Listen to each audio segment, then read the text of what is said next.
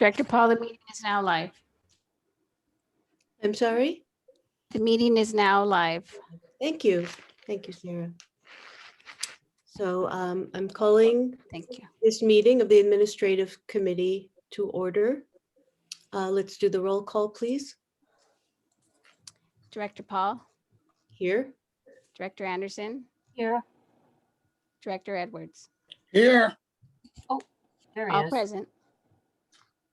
And as I said, Chair Edwards is participating as alternate to the committee today. So the public may comment on any item within the district's jurisdiction. And can we please see if there's any member of the public that would like to speak at this time? I see no raised hands. If you're calling in by telephone, press *9, please, to raise your hand. Do we have members of the public on? we have four, but, and one of them, I think, just got moved in as a panelist. And the second one just, so now we're down to two, and nobody is on via phone. Okay, thank you. Okay, then let's move on to our agenda.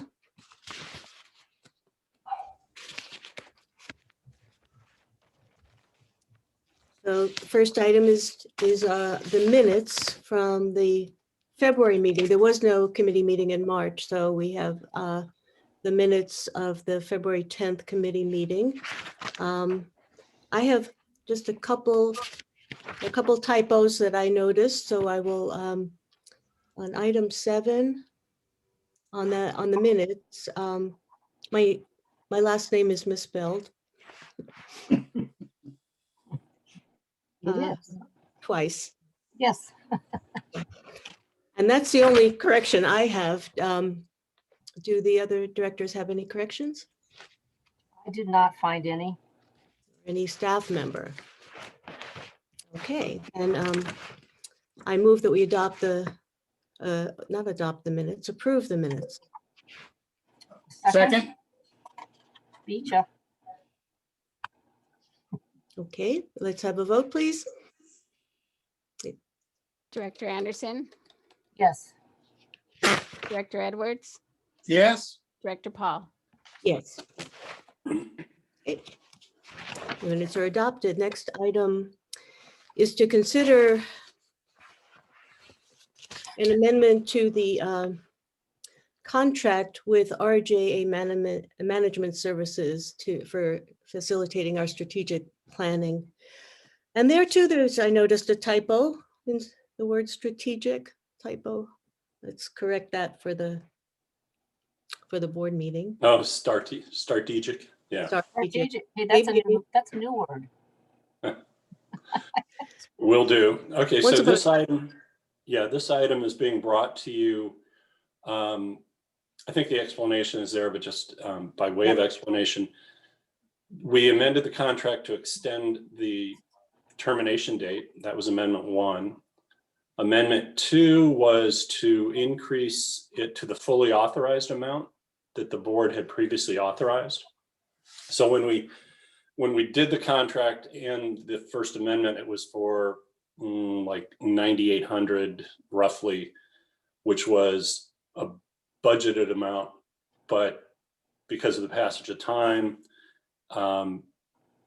we increased it to the fully authorized 12,000 that the board had approved. And then this amendment just adds a little bit more into the total.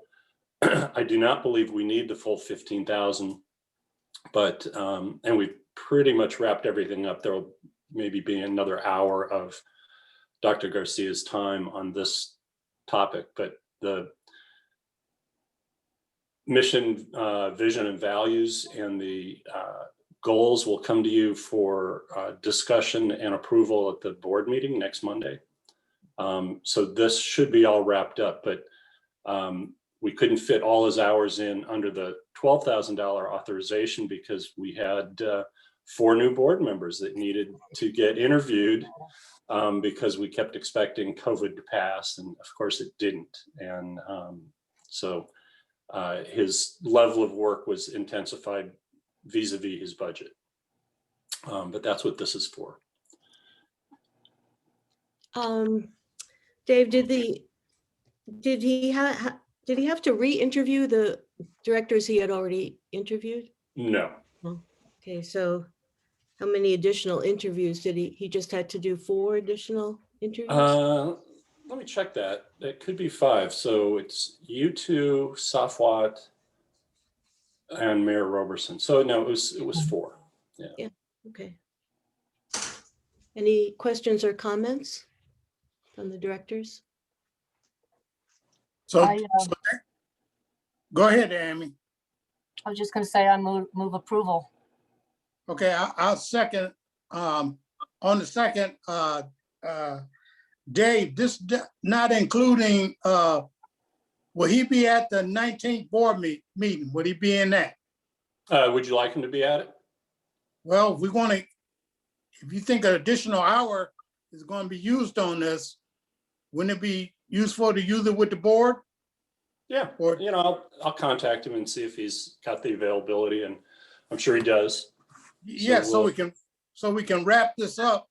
Yep. I think Vice Chair had a little changes in one of the statements up there, using augment. As did And I. Yep. Yeah, so we've already got those in.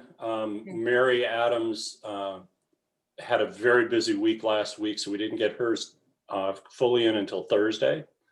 But we've now incorporated everybody's thinking. We need to go back and relook at the original set of goals relative to your prioritizations, because we may have one out of order. We're trying to go from most important, second most important, third most important. Mhm. And I think there was enough deviation between the board that there were actually 4 goal areas that were the 4 most important. A little bit of departure on the 3rd most important for different board members. So I just want to make sure we get those in the right place before the staff note goes out tomorrow for the board packet. okay, and yeah, it'd be nice to have him there to referee, just in Yep. case. Yep. So, Cause we have some changes that, so see, and let's don't try to make it too long. Yeah, it shouldn't be. So I'm gonna tell the board members, and as we shouldn't be filibustering on it, we clean them up and close them out. Okay, thank you. And just so you know, there is now 1 attendee via phone. Don't know who that is, but and then the rest, there are 3 now on as participants Thank you. by Zoom. Okay. So is there a motion to approve amendment number 3 to this contract? Yeah, Director Anderson gave the motion, and I seconded it. That was Okay. for 2. All right, well, We haven't discussed 3 yet. Right, for item 2, correct. item 2, yeah. No, I said amendment number 3. Yes, we're on item 2, but the amendment to the contract that Oh, right. that our general manager is proposing that we approve. So so we have a motion then to recommend to the board approving this this amendment. Do we Roll call. Yeah, we had a second. roll call, please? Director Anderson, Yes. Director Edwards, Yes, and Director Paul. Yes. Item passes 3-0. Okay. Now we So have- item 3. I just want to highlight, I think, Thomas, you are on as a panelist, as is Beverly. If you want to introduce this item. Yeah, sure. This item number 3 is to consider authorizing the general manager to amend the contract for the Los Padres Dam alternative study. This has been a long-term study of Los Padres Dam. And one of the main questions it really seeks to answer is, is the Carmel River and the water situation better with or without Los Padres Dam? It's an aging dam that is filled with a considerable amount of sediment. National Marine Fisheries Service or NOAA Fisheries have taken a keen interest in this reservoir as a fish passage barrier, as well as California Department of Fish and Wildlife. So for background, back in 2016, these questions were kind of swirling around, what to do with this aging dam and what did it mean with the amount of water that it had, that it still stores. If that reservoir was removed, what would it mean for the river? So a long-term study was proposed. It went into contract in 2017, and they did quite a bit of work studying and characterizing the sediment and where to put it, if it was going to either be dredged and continued to be used as a reservoir, or if some of it would be sluiced out, or some of it would be placed on Cal-Am property. That was kind of a technical process that NOAA Fisheries was really involved with, that wanted a lot of additional information. And then on the side, the Water District was doing a similar kind of analysis, not related to sediment, but how the river was pumped and how different scenarios of dam releases and having no dam, how that would impact the Carmel River. And so AECOM basically wrapped up their work, kind of, or put it on pause is a better word, while the district was carrying out its modeling effort. And because of the involvement of all the regulatory agencies and the amount of work it took to get them to understand our Carmel River model that also accounts for how the river would behave, sorry about that, based on different scenarios such as the dam being removed or dredged or managed, or increased storage, we had to really carry those agencies so they had faith in the model. We do have that those agencies now do accept our model, which is a really great step. And now AECOM is now prepared to roll up this long-term study. And what they've requested is an additional $94,220 to do this, because they didn't account for this study being this long, and it didn't account for rate increases, as well as the amount of meetings that they had to attend on these technical review committees to carry along the regulatory agencies to come to, some conclusion of a preferred alternative. So they requested this, and Cal-Am has been part of this process as well. We're co-managing this whole study, and they have agreed to reimburse the district for the entire cost of this new amendment request. So that's an important thing to note. And so basically, if you looked at the attachment, you can see that the study is supposed to be finalized in the spring of 2022. So it's going to be another year of work to determine how, the different management scenarios of the sediment and the water situation from Los Padres Dam would impact Steelhead. They'll create a final report, and then Cal-Am and NOAA and all other interested parties will try to come up with, what is the best future for Los Padres, for Steelhead, for water management. There's a lot of competing factors and a lot of stresses on the system, such as water extraction below the dam, that all need to be accounted for. So that's what this request is for, is to lead to some possible solutions. I'm curious. Director Thomas. Atkinson, yes. Thank you. What's the depth of the dam? Like out in the center, what kind of depth is it? Yeah, so the spillway, where water would cascade over the dam is at Yeah. 1,040 feet elevation, and the intake is at 980. So it's about 60 feet or so um, in depth, and you can only draw it down so far because you start to have problems with water quality. So Sure. even though the intake is at 980, we can't draw the reservoir down that far. It usually goes down to roughly 1,000 to 1,010 feet is the lowest it's drawn down because it heats up and creates all sorts of hydrogen sulfide issues. Yes, it would. I'm curious about the collapse that you had on the road that goes past the spillway, you know, around as you're facing it around to the right. Is that going to allow access to do this kind of work if you do it? Yeah, so the road collapse and the landslide has impacted CalAm's operations.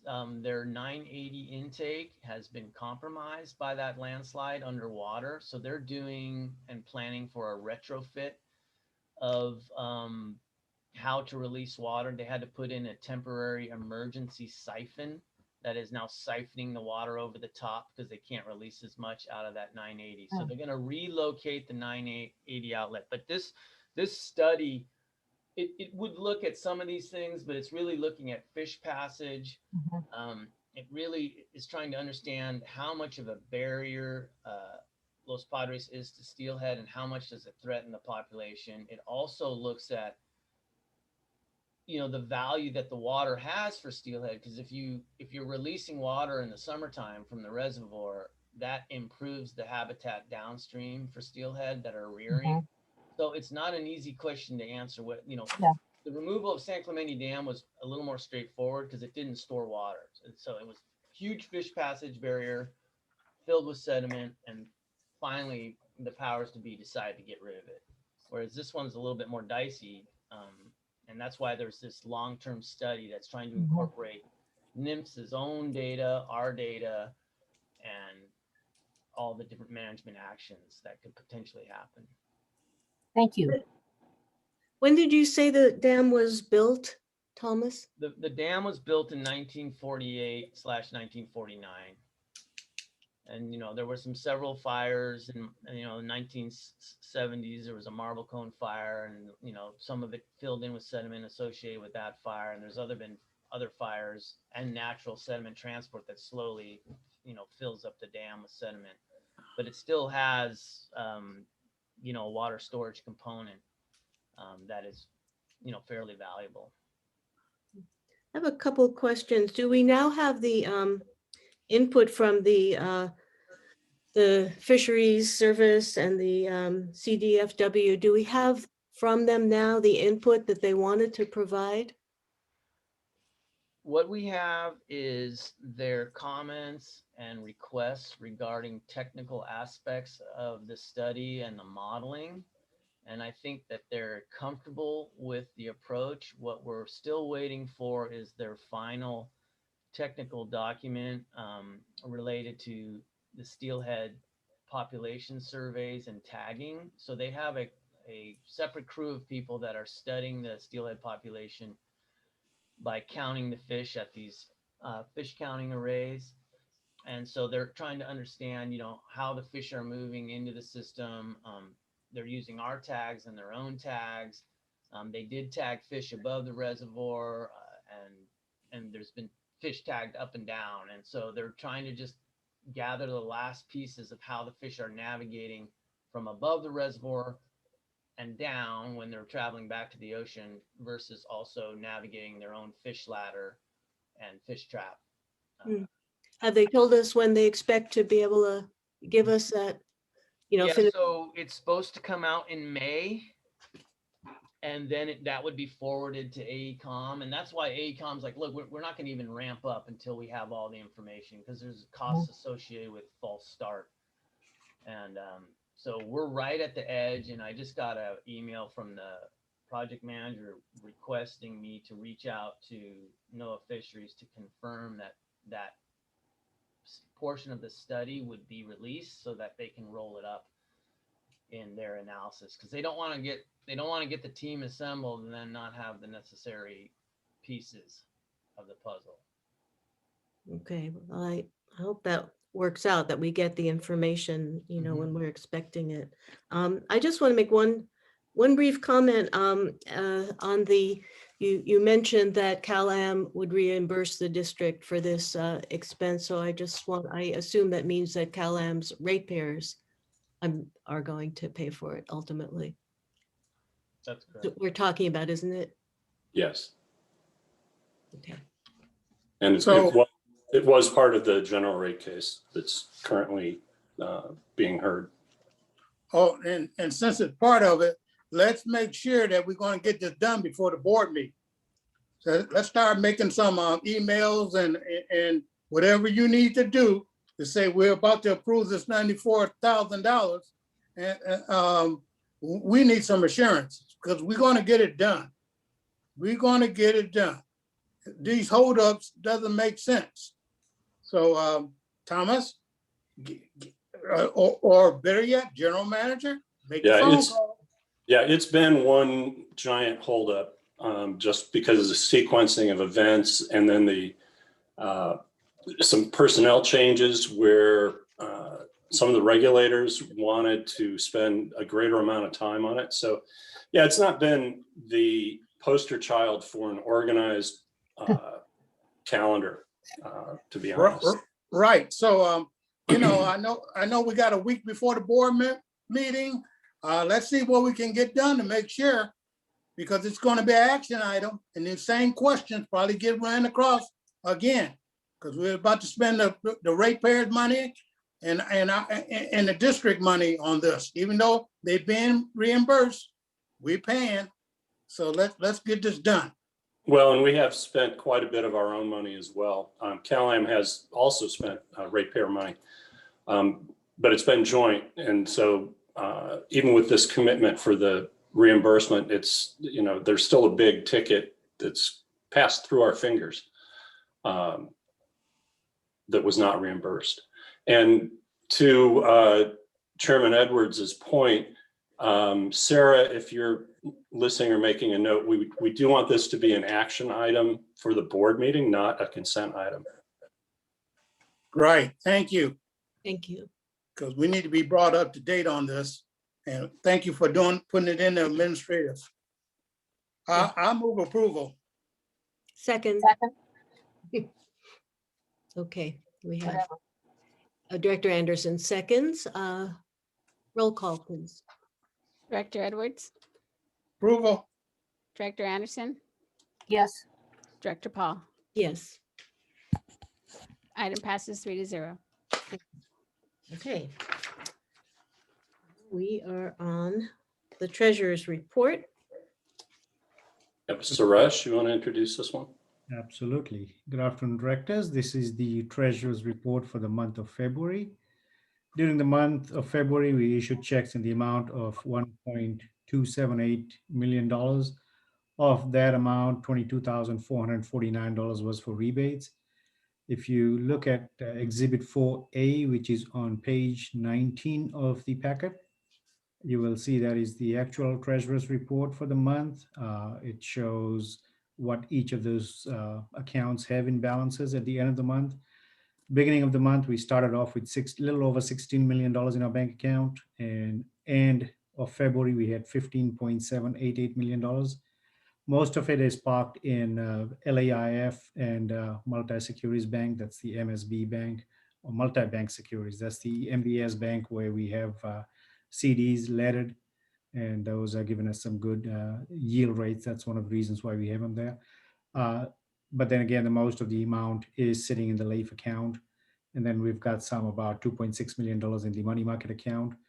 On the very far right-hand column, you see the Pebble Beach Reclamation Money Account. That's not our money, but we do collect it on behalf of the reclamation project.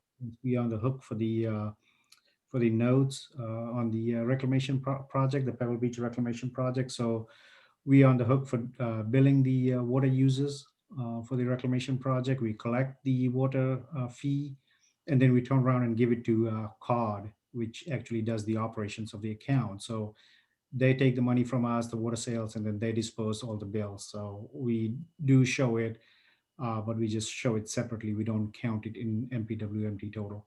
So all in all, we had at the end of the month, February, we had $15.78 million. Exhibits 4B is the regular check disbursement report. Exhibit 4C is the payroll check disbursement report. And then 4D is basically the unaudited financial statements for the month of February. So if there's any questions, I'll be happy to answer them. Suresh, do all the CalAM's ratepayers on the peninsula pay the Pebble Beach reclamation fee? No, that actually, only the users, the golf course users actually pay for the water. So including the golf courses, you've got the RLS schools, and then all of the Yeah. Pebble Beach golf courses and the MPCC golf courses and the Yeah, there's 7 golf courses and a Oh. school. school. Okay, that pay those fees. Yeah, that's the water sale. So basically the recycled water gets delivered to them and they pay for the water. I see. Thank you. Suresh, just one comment from me. I'm still getting checks with old board members' names on it. We have already Fix. requested that. Bank of America is working on it, just because the resolution of intent is so old that they are working up new resolutions for us. They want us to sign. So it'd be like entire new agreement as if we're opening new bank accounts. Okay, you got 2 directors on here right now. Director Paul and Director Anderson are going to be around for 3 years. So you don't have three and a half years. So you don't have to change it. So get them on there. Yeah. I'll still be getting my check till I find it fixed. We've already reached out to Bank of America and that is already in the works. So I Thank you. should be getting them very soon. Okay. Are there Yeah, comments? I do nag him about that from time to time because it's a source of amusement to see signatures of people that aren't even on the board anymore, but it's not exactly best practice. So Yeah, I wish I could walk into the local Bank of America branch and have it change. It has to go through the corporate. Okay, well, you tell them you got a director out there barking at you. Thank you. Move approval if we have to. Second? All right, I'll second. I do have one question, though, before we vote. LAFCO, what is the check to LAFCO for? that was our initial application fee for the Measure J application. In a letter we received actually 2 weeks ago today, there is an increased fee, and this one is going to take more time than they're used to, so it's going to be higher cost than their normal rate sheet. But that's what it's for. It's their time and their attorney's hours, and then they have some filing fees with the state. Okay. Can we pay that after they do what they're supposed to do? Because if they slow, we should be slow on the payment. That's for me. So Yeah, there's no representative of LAFCO on the call today to hear that. you know why I'm talking. So Oh, you yeah. you can tell them. You can tell them from me. Yeah, and I do expect there to be some periods where they may pause and reset. They've got to make a decision whether they're going to do a single hearing or 2 hearings. There may be some intervention from outside parties. They're nervous that this is not going to be as clean a process as they've grown accustomed to. Why? Because of the controversial nature of it. And by going from a private ownership to public ownership, CalAM's the 5th largest property taxpayer in the county, and public agencies don't pay property taxes. So there will be a potential loss or deferral of property taxes that has several other public agencies very concerned. Little things like that.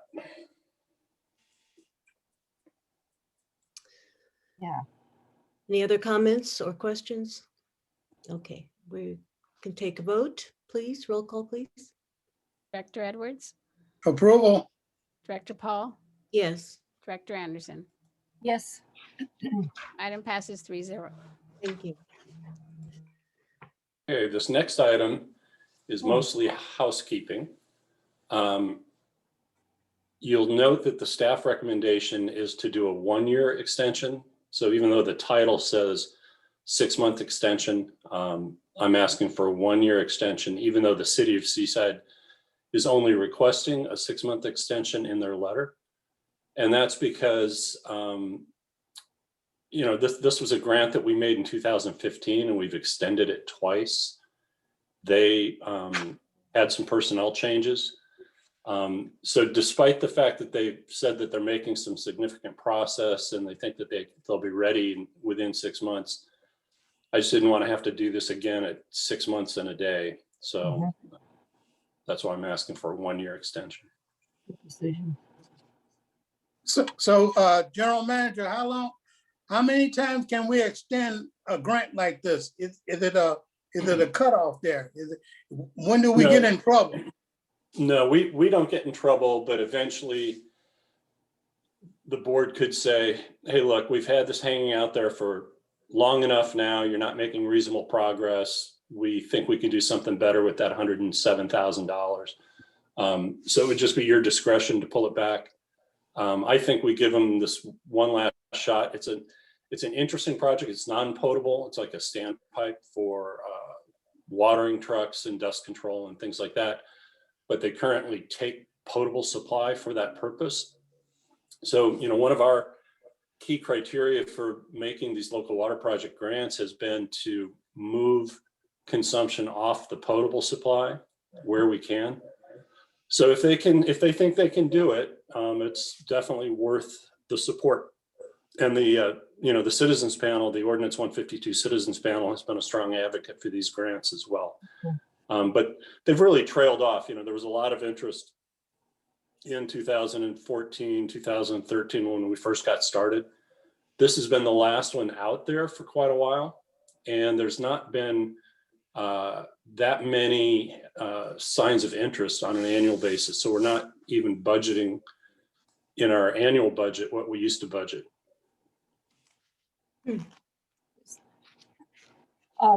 Question, I'm just curious, is the non-potable water just a source of the pre-cleaned water?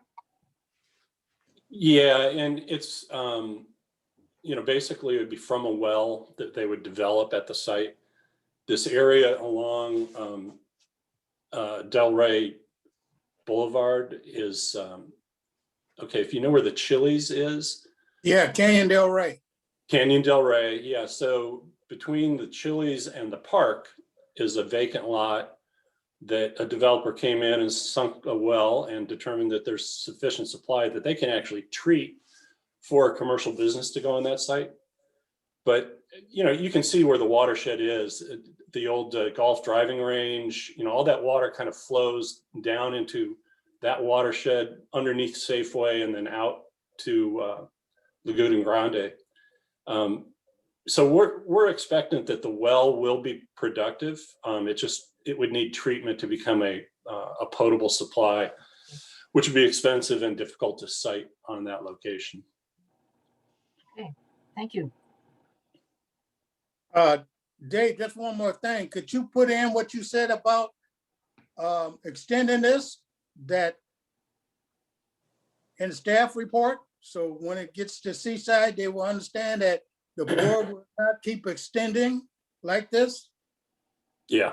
And that way they will know. And if I gotta talk to them publicly about, hey, it's time to get it done, even though they asked for 6 months, we're gonna give you a year. But after that, All bets are off. Yep. there you go. Will do. Thank you. Do we have a motion to approve this recommendation? I move to approve. Second, Roll call, please. Director Edwards, Approval. Director Anderson, approval? Director Paul. Yes. Item passes 3-0. Item All right, 6. shifting our attention to item 6. Thomas, do you want to introduce this, or is Beverly going to handle this? I'll introduce it and talk about it, and if there's additional really detailed questions, Bev's on the line.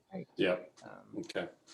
Okay, so item number 6 is, and Sarah's going to share a PowerPoint so you guys can see kind of what we're dealing with, is related to a request to approve funds to maintain the access road to Sleepy Hollow Steelhead Rearing Facility. I just wanted to let Alvin know and the other directors that, you know, we are working on developing a more comprehensive list. And it's going to take a little time to have a comprehensive list of all the things that need to happen out there, some small and some maybe a little bigger. But because of the drought and the fact that we may be bringing steelhead to the facility sooner than later, we have a few items that just kind of need to be brought before the board at this time. This one is related to the road. And you can see here, just this is the Sleepy Hollow facility. It's, you know, it's had a significant retrofit. There's lots of, you know, filters and pumps and monitoring devices and, you know, circuit boards. And on the top right is the rearing channel. And there is Corey showing one of the steelhead on the left that are reared or rescued in the river when it's drying and reared at the facility in the rearing channel on the right. So next slide, please. So we had this significant Carmel fire that came in last August 2020 and really kind of torched the hillside next to the inroad. The inroad has always had a certain amount of debris and rock falls associated with rainfall events. Some years, if the rain comes kind of spread out, it's not that significant. In other years, if the rain and atmospheric river comes and we get a significant intense rainfall in the area, then, you know, material can slough off. And as you can see here, because of the fire, some of the protective vegetation, roots and grasses and chaparral were lost to the fire. So when the rains came, you can see it's almost like a little avalanche there on the left. It just kind of ran right off and slid right off into the road. And you can see on the right, lots of smaller size material as well as kind of angular 1 foot diameter rocks coming down. Next slide. We also had some additional challenges with bigger slides coming. The one on the left there actually forces the vehicles to drive on the outer edge of the road with a very steep cliff down. And it's not a good situation. And you can see on the right, that rock fall being semi-contained by the $400,000 wire mesh that Cal-Am put on to increase safety. Larry was making a lot of trips out there, and there were some very large boulders sitting in the center of the road when he would try to access the site. So he really brought this to Cal-Am's attention, saying, hey, you know, these boulders could come down on Cal-Am staff or district staff, and that they needed really to, you know, do the right thing and put in this wire mesh. Next slide, please. There are, in times of rainfall, some really low spots that fill with water and become pretty muddy, and then the tires start to create these additional grooves, and it makes it very difficult to pass without a four-wheel drive vehicle. So we're requesting up to $10,000 that was budgeted in the annual budget to carry out repairs, which would be bringing in some gravel road base and having, you know, it roller compacted and some minor grading and pushing things around and filling potholes of that nature. We got 2 bids. The first one came in first was from Scardina for a project total of $9,890. And that's a Carmel Valley company, and then Cordray is also a Carmel Valley company, and they came in at a cost slightly lower at 9,250, and also bringing in 33 tons of base rock versus the first contractor who only wanted to bring in 24 tons of base rock. So because they're willing to bring in more base rock to fill in these low spots and compact, and they're slightly cheaper, staff is recommending Cordray Construction as the licensed contractor to carry out this work. And take any questions if you have any questions.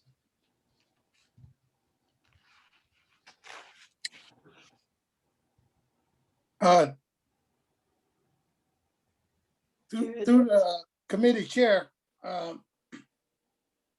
who owned that road? Is that a private or is that a public road? Or is it Cal-Am? Which one? What is it? This is a private road on Cal-Am property.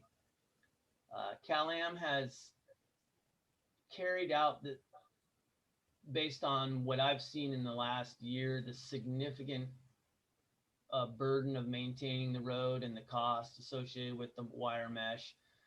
Cal-Am, you know, they're slowly moving away from this site because, you know, they used to have to get up there for the dam. They still kind of do to do monitoring, and they still have one more action to remove some pipe down there that was associated with the original dam that would bring water to the peninsula. But, you know, we as the district have this modern facility at the end of the road. So as they are losing interest in the road, we still have an interest in the road. And so we try to, for lack of a better, you know, we try to facilitate Cal-Am to handle the road as much as possible. But we have this $10,000 budget line item in the case where Cal-Am just is either not moving fast enough or feels that you know, the district needs some skin in the game, and that's kind of where we're coming from, trying to contribute a little bit without, you know, taking over ownership of the road completely is the way I would characterize it. Yeah, and I reviewed fairly thoroughly our easement agreement that has been renewed every few years, every 5 years, I think it gets renewed. And there is not an outright obligation of the company to maintain the road in a manner that we would desire for our purposes. So, you know, thankfully we did budget for this, but yeah, it's not like we can just readily turn to Cal-Am and say, fix the road that you're not really using very much for our purposes. So the district has in the past also paid for repairs? Yes, some. So you know, you heard Thomas mention the wire mesh, and that's been the biggest risk, and that was a huge investment. I think, what did we say, 350,000 or more. We used to be able to get into the facility with you know, a standard, even our little electric vehicles could get in, but as Thomas pointed out, it's getting to the point where you really have to have a high carriage, or during wet season, just to get through the depressions, you're going to need a 4-wheel drive. And so it'd be nice to get back to a passable road. And when was the Steelhead facility built? Well, it just got rebuilt. You know, it was basically getting finished about the time that the Carmel fire broke out. Thomas or Bev, what was the original date? And frankly, the channel ways, and we're going to talk a little bit about cooling tower and rearing channel in the next budget item, the next action item. But there are pieces of it that are original. So go ahead, Beverly, or Yeah, so the original facility was constructed in 96 and 97. And it, you know, had a had a fairly long run of years, and then we started having problems with the intake, where the actual water was pulled from the river to run the rearing channel because of the removal of San Clemente Dam, and fires were burying basically the intake, and it was a screen that just wasn't designed for that kind of sediment load. And the new design is much more robust, and obviously the facility is back online now. The big picture is this facility is required to run as part of the mitigation program. It's one of these things that Right. is tied to water extraction, believe it or not, because in order to extract the well from the Carmel Valley wells, and for Cal-Am to carry out their diversions, legal and unlawful, this mitigation program of rescuing steelhead and rearing them is part of that big picture. Thank you. Other questions or comments from directors or staff? Move to approve, and just one comment on the second. Second, Thank you. My one comment is this, General Manager, when you start talking to Cal-Am about those in easement, tell them we'll take it off their hands for nothing. So we can fix that road. Thank you. Yeah, well, it's a little more complicated than you can imagine. So originally, the Bureau of Land Management was supposed to take over several of these very large watershed parcels, and they have not done so. But eventually, Cal-Am would like to get out of owning any of that property, but we have an inholding, through this easement. The National Marine Fisheries Service from time to time has eyed it as maybe something they'd like to take on as a research facility or what have you. But, we just invested close to $3 million on the facility. And it's obviously going to be needed in times of low water flow and dry year anyway. So we're likely to see a lot of activity this year. But yeah, I think we've broached the subject of taking it over, and even moving away from an easement to an inholding. The State Coastal Conservancy did not like that idea when it was first broached back several years ago now. There's a lot of chefs in the kitchen when it comes to Sleepy Hollow. Okay, but you can also tell them that don't like it, they can pay for it too. And Yeah. they keep it the way they want. All right. Okay. Roll call, please. Director Anderson, yes. Director Edwards, Approval. Director Paul. Approval. Item passes 3-0. Now, I have to tell you, I'm very optimistic that as we move to the post-COVID period and everybody gets vaccinated, that finally we can get, our bus tour out so you can see these facilities, because the photos are great, but there's nothing like getting a sense of it in person. So, probably in this early summer, we'll be in a position to do that. I'd love to. Great. Yeah. I Okay. wanted to say that I was very happy the other day at Rancho Cañada to see about 10 or 12 juvenile steelhead in the river. And I usually don't see, if I see one, I'm lucky, but they were all crowded in one place, and it was cool. Neat. And the biggest one was chasing the other ones away, of course. Yeah. That's fun. Okay. Okay. 7. And Cooling this tower.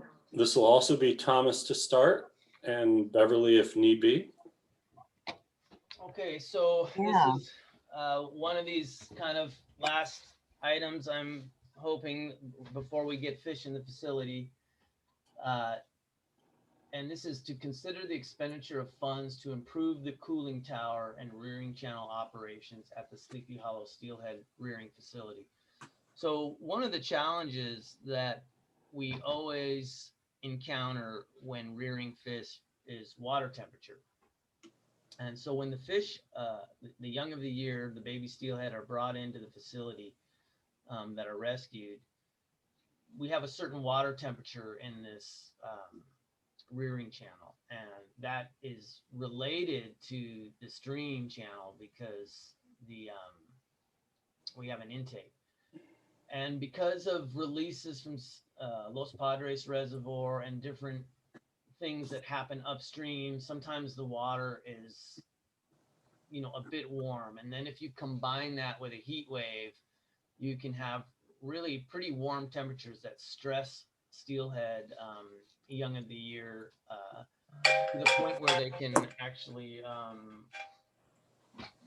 have difficulty with disease. And then you lose steelhead because of the warm water and a disease outbreak. So one way to control this water temperature in the rearing channel is with this cooling tower. And you can see here's an image of the cooling tower. It's on the far right.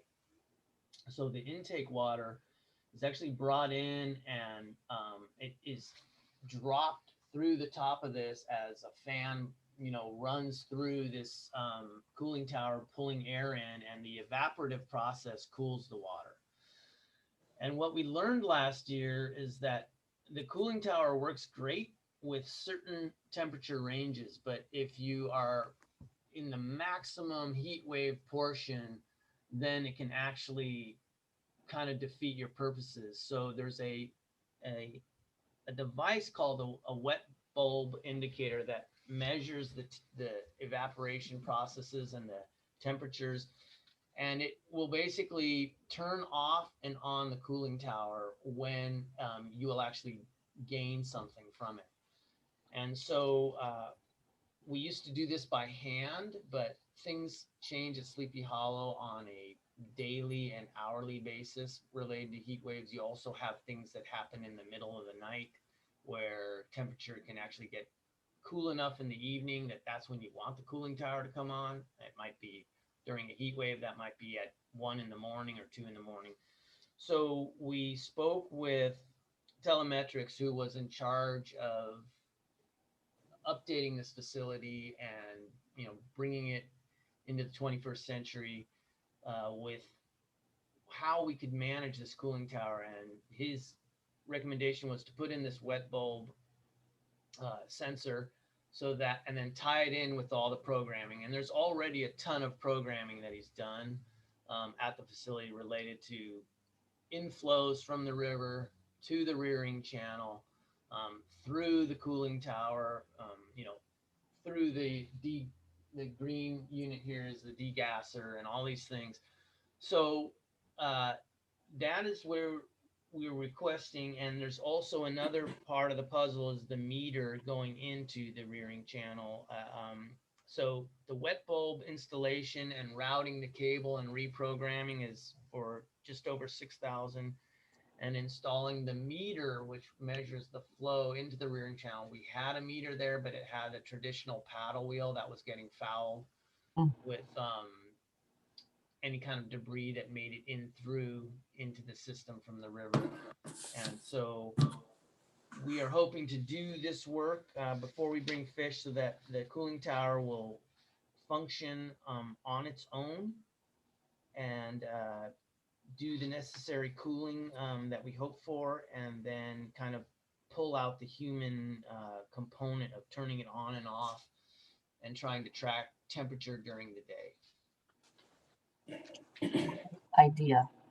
This wet bulb sensor technology that is being recommended, is this in use elsewhere? Is it a proven technology? That is my understanding. Larry Hampson, the district engineer, has been in communication most regarding this item. And I do believe it is a standard industry practice to have, something like this in there to optimize. And is there a way to monitor it to see if it is working as expected? Yes, because we will have inflow water temperature and outflow water temperature. So we'll be able to track those temperatures to make sure that we're getting some cooling effect. Mhm. And you'll be able to see that through a computer with your PLC controller. That's correct. We can, the nice thing is we can see a lot of the data remotely. And that's also kind of the reasoning for that mag meter at showing the flow going into the rearing channel, because a big red alarm would be, oh, there's no flow going into the rearing channel where the steelhead are. So, you know, these things are all kind of tied together. We look at dissolved oxygen, water temperature, and flows. And those are really the big components of monitoring the system and trying to protect the well-being of the young of the year steelhead.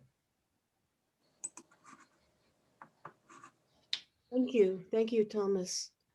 Other questions or comments?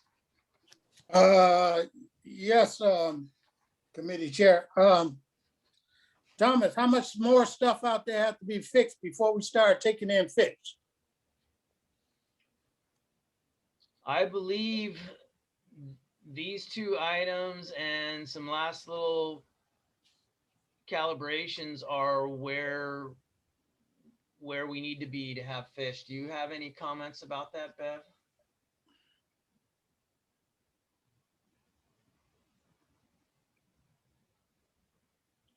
Hi, Thomas. I believe that's all we need to get started for this season. We are going to have a few more programming issues come up. Different operating systems for the off season and things like that coming up, as well as the other larger ticket items that we talked about earlier. But to get started for this season, I think this is going to do it. Okay, because y'all need to go out there and find out, make sure that that's it, because every month something coming up out there, and I keep saying, let's get a list so we can get it all together and pay for it at one time, and that way you don't have to hear my mouth. So that's one thing I want y'all to do, because every month after we got that facility up going, we starting up this and that, and we paid a lot of money to get it brought up to date. So that's all I have to say on it. I'll approve this if that's it. If not, y'all let me know. Yeah, I think what you'll see in the budget process is a little more information on kind of the long-term capital improvement plan. Because now our assets are getting a little bigger. And so setting aside money to fix them or identifying things that have limited lifespans, we need to get a little bit better on the asset management aspect of things. That goes to our ASR facility as well as this facility, among others. So you'll see the detail. I don't think we pay for everything all at once, but we budget for everything all at once. And then, Right. you know, still as needed, we would come to you. Yeah, and I agree with that. That way we know it's in the budget, and you don't have to hear my mouth about we're piecemealing stuff. Yeah. It's all there. Okay. If no further question, I'll move approval. I second. Roll call vote, please. Director Paul, I recommend approval. Director Edwards, Approval. Director Anderson. Yes, but I want to make a comment. When I saw this item and I saw that it was a wet bulb temperature issue, I really cracked up, because I used to try to teach that to freshmen biology students in college. And it's a hard concept to get people to understand. So it just made me laugh. Reading the supporting materials made me laugh. You can explain it to me after the meeting, okay? Try Wikipedia. It's pretty good. Thank you. Thank you, Beverly and Thomas. Great. So items 8 and 9 are included just for your information. If you have any questions on them, we can take them. You know, these appear regularly in our monthly board meeting packets. If no questions, then item 10, there are a couple of highlights I wanted to just touch on, and that's on the board meeting agenda. Yeah. So item 7 will be pulled from consent and made an action item. That's the $94,000 item we just talked about. And then the public hearing for item 14 may or may not go off because of the change in tier and the governor's plan for COVID recovery. What you see is Carmel, Pacific Grove, and Monterey primarily leading the charge to continue with outdoor seating. When we first established our outdoor seating ordinance, we had specific discussion about whether it's increasing seating or just providing an alternative where patrons would either choose not to sit inside and sit outside, or whether it was in effect taking people out of their homes who might otherwise cook at home, or in the third alternative that you were just stealing a customer from somebody else's restaurant because they wanted al fresco dining. But we did establish limits. The seats aren't free after a certain point, and we're very concerned that anything that makes these parklets more permanent could have impacts on water use. So Stephanie Locke has been attending the ad hoc committee meetings at the City of Carmel, and then trying to get a little bit more up to speed as to what Monterey and Pacific Grove are doing.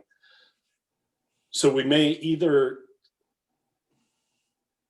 make a motion to adopt another emergency ordinance just to keep the COVID relating emergency seating in place, or we may choose to limit its time span from a 1-year ordinance to a 6-month ordinance.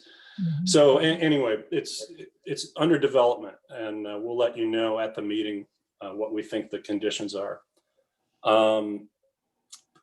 Item 15, we've talked a little bit about strategic goals and mission, vision, and values. That'll be the opportunity to adopt those. And then item 16, it's kind of uncanny that I had mentioned it during our strategic goal discussion and then put it on the calendar for this. And then we finally got word of the grant agreement being signed. So it all kind of happened at once. So we just want to update the board again on what the last round of grant monies are going to. They're primarily not district projects, even though we coordinated it all. And so it's something that we'll just be telling you how much and who got it and what those projects are. Yep.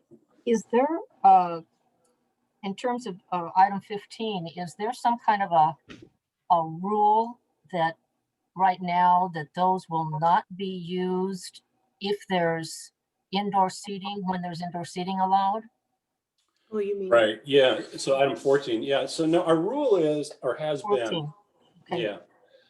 Yeah. So as many more restaurants started putting, and it came with the parklets, you know, Monterey's downtown specific plan bumped out and took over some parking spaces and made it much more formal, as did, you know, Pacific Grove and some others.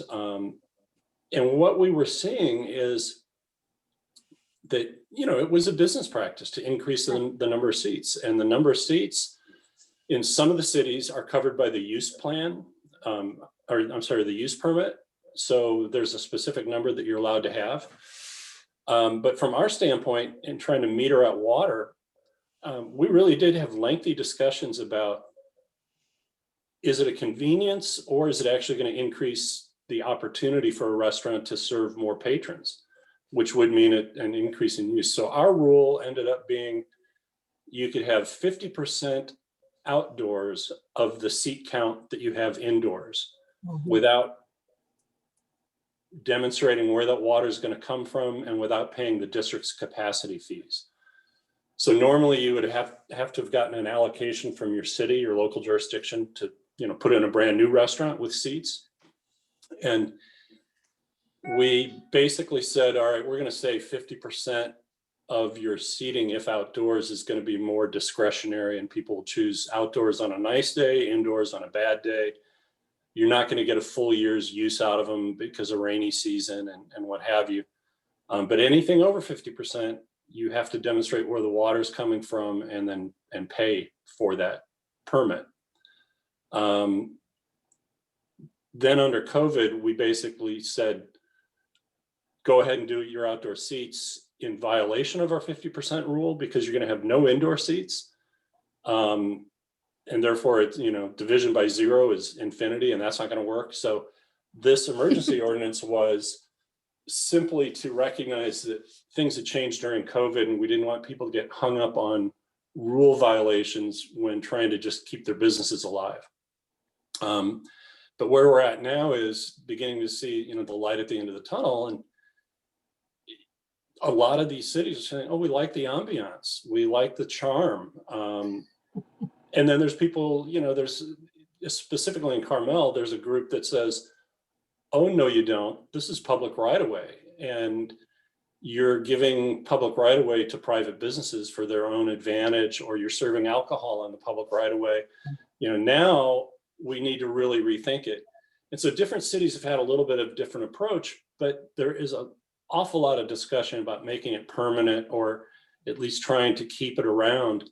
And that will have an impact on overall potable use. So, I do think it's something we're going to have to visit. But even coming up with our 50%, free, unfettered outdoor seating rule, it was a bit of a battle. I mean, this was probably 5-6 years ago, but I think we eventually said, look, until somebody's getting on a plane into LA to come to the Monterey Peninsula for outdoor dining, then it's probably just an internal issue, that you're stealing from one restaurant stealing from another is okay, because that same patron would have dined somewhere.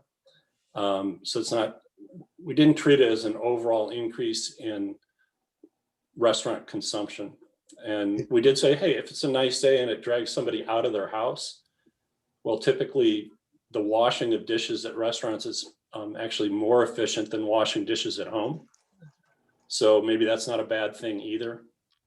But if I may, the city of Pacific Grove has on its agenda for the 21st a urgency ordinance that would extend their temporary outdoor permitting of parklets and outdoor dining for a time limited 1 year per period. Yeah, that's how I think what their position is that it's uncertain yet as to whether we're fully out of pandemic or not, or to what extent outdoor diners are going to be, or people are going to be dining inside. So their approach is to continue it for a 1 year period, but it is time limited. yeah. And I think we ought to look at that too. But I think at our 19th meeting, we ought to have a decision, either 6 months or 12 months. So they Okay. don't be on our back. I don't mind the 6 months. It's a catch-up game right now. Everybody's playing catch-up, and I prefer helping them as much as I can before I close the door on them. So 6 months extension is fine with me, but I love a year, so we make sure we out of this pandemic, because we have people out here. Listen to the news. We had about 400 people didn't show up for shots. So I don't know where we're going to be going. In Michigan, they asked them about closing down for 2 weeks again for the restaurants and stuff. So I want to help them as much as I can, but it won't become permanent because of our crisis that we're in. Yeah, and not to get too far off the page, but I was reading an article about cicadas and, the 17-year locust cycles. And there's been a few of those cycles that have been broken, and they've actually occurred at 13 years, but they're also finding them further north than they would normally.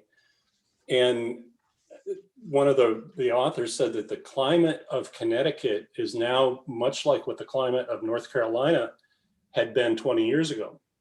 And so I start to imagine our world here on the coast during climate change. And you know, outdoor dining could become a regular deal when you don't have those gray, cold winters with rain, and you don't have the foggy July, August periods and so forth. So we don't know what Mother Nature is going to bring us, but we certainly don't want to just create a free pass to unlimited new restaurant seats. Right. So are you thinking of presenting couple of options to the board, 6 months, 1 year, or tied, a period of time that's tied to the COVID situation? Yeah, I need to sit down with staff and figure out exactly what it's going to be. But I think as of right now, it would be something similar to what Dave Laredo just said for PG, would be pick a period for which we want to extend the emergency ordinance, but then develop a policy for any of the jurisdictions that decide they may want to extend it indefinitely. Because you can't create a city rule that has an impact on water without, you know, kind of a countervailing water rule. You know, and some of the things we're finding is, you know, City of Monterey is a prime example. They're out of water to allocate. And so when they did their downtown specific plan amendments a couple of years ago, they strongly discouraged street level offices or street level. They wanted to push for visitor serving hospitality style things at the street level. Well, that's great, but that's when we got into the juice bar asking for a variance because there was no water to give them, because it went from being a mattress shop that required no water to a place that's making drinks that rely on water. And the more and more you try to serve that visitor serving hospitality kind of thing, it's an increase in water use. And so that water's got to come from somewhere. Where it should come from would be a permanent water supply that, you know, we need to get developed, but you know, we seem to still be 36 months away from that in the best case. So I'd like to point out as well, I know that some of the jurisdictions are talking about permanent use, but CEQA has an exemption for emergency actions. So as long as it's a time limited tied to the pandemic, that's qualifies for a CEQA exemption. If they're wanting to consider this for a non-emergency thing, then they have to, under CEQA, we have to take a look not only at water, but for the cities, they have to look at traffic and other issues as well, and also zoning. Dave, is the PG ordinance that's going to be considered on the, was it the 21st? Is that for the same time period? Does their 1 year correspond to the 1 year of the district's emergency ordinance? No, they're contemplating it for a 1 year period, but it's recognizing that, you know, you set the water rules, they don't. So whatever is allowed will have to be water rule compliant. So if you're not giving free passes for that, then the individuals are going to have to come to you for a permit for that, if in fact you require permits. So the 1 year would begin in May, this May? No, actually, it would take effect with urgency effect. So if it does, it would take effect as early as Wednesday. Okay. It just depends, you know. yeah, so we'd be on a similar schedule though. Right. Hey, Dave, do you know, does PG have use permits for their restaurants that define how many seats and so forth? I believe they do, but I'm not 100% sure. You know? Yeah, okay. No, I know not every city does. And so, you know, we've got really good information from some cities and not so much from the others. I haven't done that type of a deep dive into it. Yeah, no big. That's all we have. Suresh, this is actually your committee. Do you have anything else? No, I don't. Okay. Your committee? Well, Thought it was mine. it's your committee, but he's responsible for it. Stop. The care and feeding of the committee members. We appreciate the care and feeding, getting good care and feeding. Okay, on the board meeting schedule, we're going to consider the budget on May 27th. Is that right? Budget. Workshop, yeah. Workshop.